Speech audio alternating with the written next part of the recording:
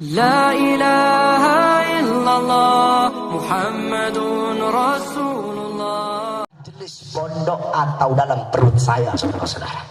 Ini saya bersyukur kepada Allah. Oleh karenanya pada kesempatan yang mulia ini, saya harapkan kepada seluruh hadirin, karena saya bikin pondok itu nggak pakai proposal. Saya bikin pesantren haram jadah terima bantuan dari pejabat, nggak mau saya. Kalau saya mau terima bantuan dari pejabat, oh saya pakai emas itu lantainya, saudara-saudara. Berapa banyak pejabat datang bawa duit ratusan miliar, saya bilang bawa pulang, duit pian kada laku di sini, nggak laku. Oleh karenanya saudara-saudara, pada kesempatan yang mulia ini saya ajak semua hadirin yang hadir, muslimin muslimat, untuk mengeluarkan hartanya di jalan Allah. Habib, saya susah, ulun orang miskin BP, sedekah nggak dongku kaya. Saya kasih tahu sama kamu, tunggu dulu, tunggu nanti sambil qasidah. Saya kasih tahu sama kamu semua, dulu ada namanya Habib Abdullah Al-Idrus, Habib Abdullah bin Abu Bakar Al-Idrus Syamsi Sumus, yang orang roti Pak Idrus. Beliau kaya raya.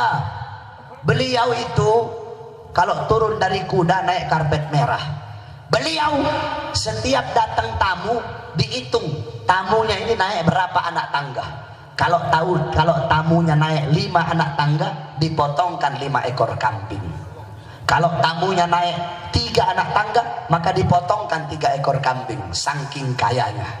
Satu waktu datang tamu, berapa anak tangga? 7, dipotongkan 7 ekor kambing. Ini tamu heran, luar biasa ini Habib. Setiap ada tamu yang datang dihitung anak tangga. Kalau tamunya naik 3 tangga berarti dipotongkan 3 ekor kambing. Saya nggak pernah nemu Habib dermawan kayak begini. Habaib itu begitu.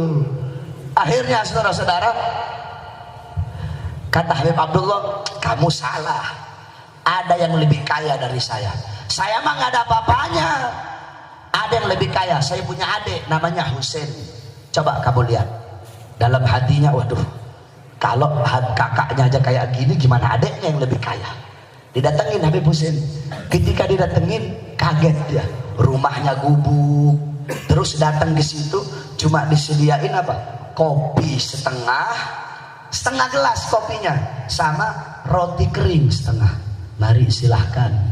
Ini orang kaget, katanya kaya, kok cuma ngasih kopi setengah, roti kering setengah. Habis dia minum udah, oh ini pemanasan kali ini. Ditunggu nggak keluar-keluar, cuma itu aja udah. Akhirnya sudah, beliau pulang ke Habib Abdullah. Habib bohongin saya. Kata Habib, adiknya Habib lebih kaya, kok coba dikasih kopi setengah sama roti kering setengah. Apa kata Habib? Kamu tahu saya punya ratusan ekor kambing, saya cuma potong 4 ekor untuk kamu. Adik saya, harta yang dia punya pada hari itu, kopi 1 cangkir sama roti kering 1 biji. Setengah cangkir dia kasih untuk kamu, setengah untuk dia dan keluarganya.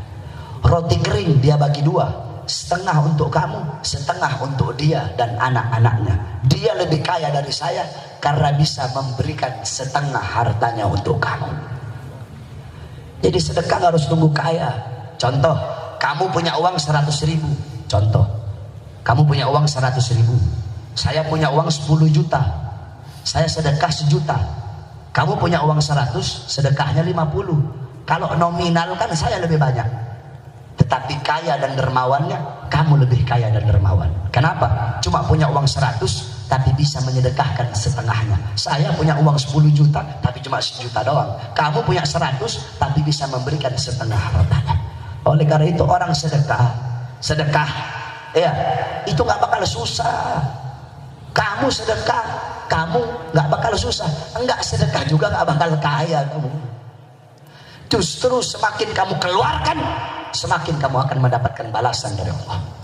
Kamu tahu Rabi'atul Adawiyah, satu waktu Rabi'atul Adawiyah menyedekahkan sebuah piring makanan. 1 piring makanan dia sedekahkan. Pagi, siang datang orang bawa 8 piring makanan untuk beliau. Kata beliau, saya tidak mau. Loh, ini hadiah untuk kamu. Tidak, saya tidak mau. Akhirnya maghrib datang bawa orang-orang bawa 10 piring, baru beliau mau. Aneh kan?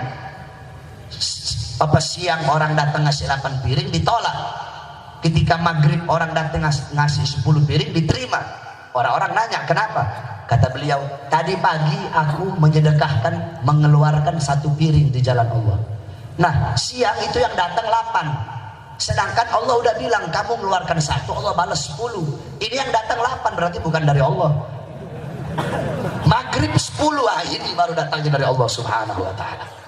Jadi semua ganjaran kamu keluarkan malam ini 100.000, Allah balas 1 juta. Kamu keluarkan 1 juta, Allah balas. Tidak ada. Itu janji Allah subhanahu wa ta'ala. Saya tanya sama kamu, di Indonesia anjing sama kambing banyakan mana? Jawab, anjing sama kambing banyakan mana? Kok bisa banyakan kambing? Kambing tiap Idul Adha, bentar lagi Idul Adha, itu kambing dipotong jutaan ekor dikorbankan. Harusnya kan banyakan anjing. Anjing nggak pernah dikorbanin. Kambing tiap tahun jutaan, puluhan juta dikorbanin. Justru kambing semakin dikorbanin nggak makin berkurang, malah makin banyak. Anjing enggak dikorban-korbanin, justru sedikit, nggak banyak-banyak. Seperti itu juga harta. Semakin kau korbankan, semakin banyak akan kau dapatkan. Dan terakhir, sebelum kita baca qasidah, sambil panitia bawa kardus, ya ingin saya jelaskan. Di Jakarta itu banyak habib-habib palsu. Paham kan? Nah di Banjar juga ini saya lihat banyak habib-habib palsu. Habib-habib palsu yang bikin rusak nama habaib. Datang ke haji-haji, beli tongkat 15.000 Pak Haji, ini tongkat Sunan Ampel, ini 1 miliar saya jual ke Pak Haji. Ada yang asli, ada habib asli yang begitu, ada juga yang palsu. Nah karena begitu banyak merajalela habib-habib yang palsu, saya jelaskan dikit aja tentang orang-orang yang mengaku sebagai habaib. Saudara-saudara, habaib itu bid'atur rasul, darah daging Nabi, anak cucunya Nabi. Aduh panjang itu kalau mau dijelasin. Intinya saja, yang menjadikan seorang habib itu bukan muka. Ada orang hidung mancung bisa jadi habib? Nggak bisa. Habib didapatkan bukan dengan muka yang ganteng, putih, mancung. Habaib, sayyid, syarif tidak bisa didapatkan dengan harta yang banyak. Ada orang punya uang banyak, karena harta yang banyak langsung dia jadi habib. Nah, habaib tidak juga didapatkan dengan ilmu yang banyak. Ada satu ustadz, kiai, guru, ilmunya tinggi sampai di langit. Oh, kalau ilmunya tinggi langsung jadi habib gitu? Enggak. Bahkan dikatakan dalam syair, seorang alim apabila dia gila, dia tidak lagi disebut alim. Ya, ulama gila disebut ulama enggak? Ulama gila disebut ulama tidak? Habib gila tetap dipanggil habib. Karena walaupun dia gila nggak hilang. Karena apa? Karena zat darah dagingnya Rasulullah. Jadi yang menjadikan seseorang habib itu bukan muka. Ada orang mukanya nggak mancung, mukanya sama kayak kamu pesek, tapi habib, punya darah dagingnya Rasulullah, garis keturunannya nyambung sampai Rasulullah SAW. Nah, terus apa hukuman bagi orang-orang yang seperti itu? Dalam hadis qala Rasul, man intasaba ila ghairi abihi fahuwa mal'un.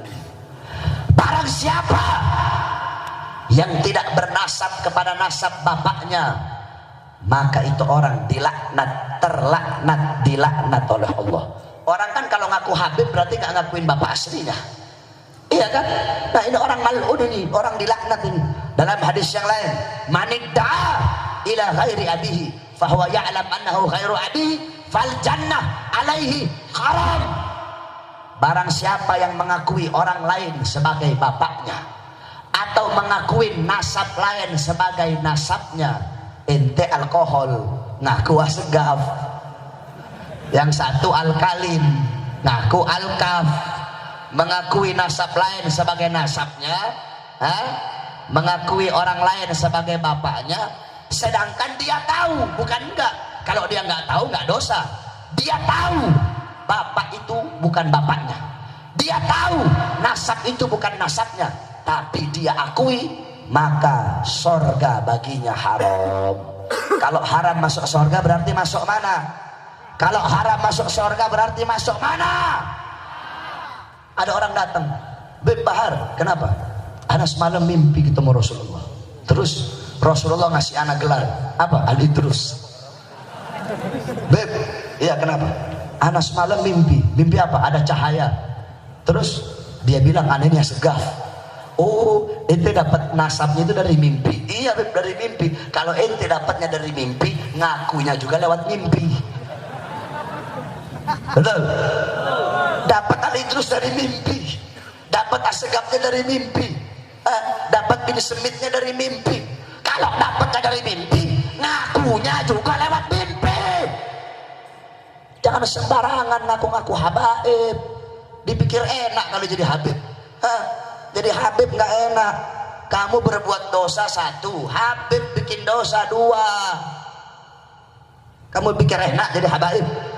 Al-Habib Ali bin Ja'far As-Segaf, ahli nasab, beliau sudah bilang, kamu cukup menjadi umat Nabi itu udah enak, udah nikmat jadi umat Nabi.